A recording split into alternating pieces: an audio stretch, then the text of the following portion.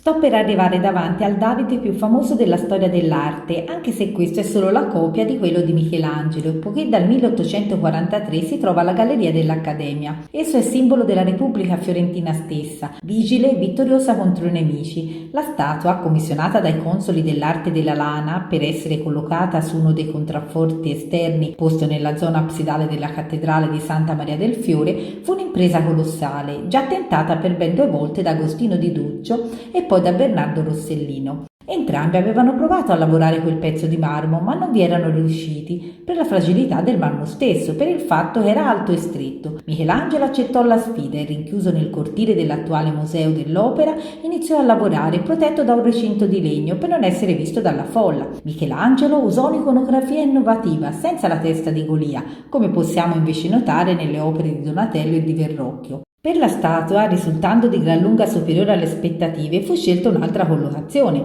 Alcuni volevano una collocazione più defilata, che non desse troppa importanza a quest'opera, tra questi Leonardo da Vinci. Il cronaca ideò un sistema ingegnoso per trasportarlo in Piazza della Signoria. Fu creata una gabbia lignea per trasportare la statua di Davide e precisamente il giorno 8 settembre del 1504 fu posto proprio davanti a Palazzo Vecchio.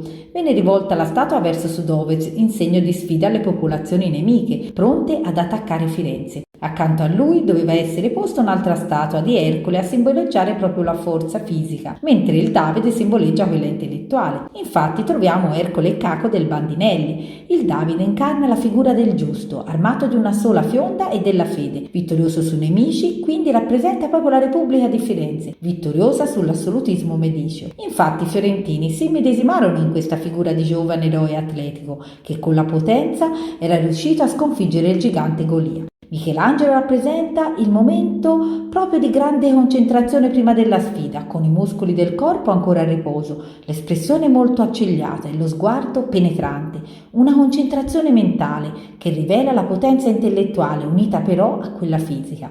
Nella mano destra stringe il sasso col quale andrà a sconfiggere il gigante filisteo Golia e per rendere gli occhi ancora più penetranti Michelangelo perforò le pupille e utilizzò inoltre la posa tipica del contrapposto mutuata dall'arte greca classica. La sua forza non proviene dalla fede religiosa come abbiamo visto in altre versioni dove il Davide appare molto più femminile e gracile, ma la sua forza è autosufficiente e rispecchia i valori dell'uomo, i valori dell'umanesimo. Sapevate che dal 1896 al 1910 Piazza della Signoria stette senza David? Poiché inizialmente fu fatta una fusione bronzea da Clemente Papi nel 1896, ma non piacque l'effetto scuro del Davide che era sempre apparso candido. Allora, solo nel 1910, Luigi Arrighetti farà la copia del Davide. Fu pensato allora di spostare il Davide bronzeo al piazzale Michelangelo, è quello che ancora oggi vediamo, con le copie anche delle allegorie del tempo presenti nella sacrestia nuova di San Lorenzo.